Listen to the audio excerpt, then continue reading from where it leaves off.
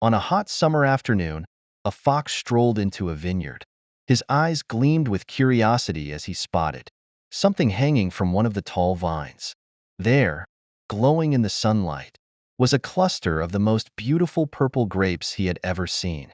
The fox's mouth watered as he imagined how sweet they must taste. But as he looked up, he realized the grapes were hanging too high for him to reach easily. Determined to get his paws on the juicy grapes, the fox took a deep breath and leapt into the air with all his might. His legs stretched out as far as they could go, but he missed. The grapes remained just out of reach.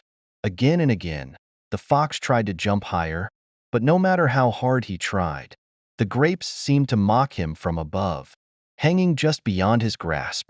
Exhausted and frustrated, the fox sat down beneath the vine.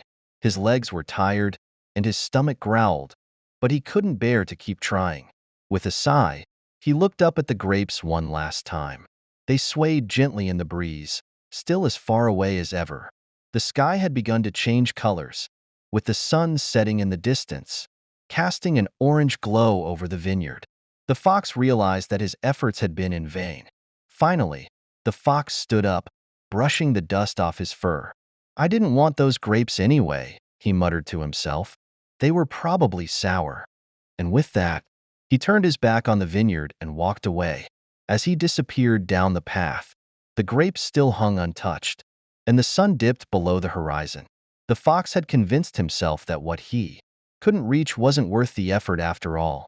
And so, we learn from the story of the fox and the grapes that some people may criticize the things they cannot have, not because they are bad or unimportant, but because they are out of reach. This story teaches us the importance of facing failure with humility and reflecting on the real reasons behind our criticism, instead of dismissing what we cannot attain simply because it is beyond our grasp.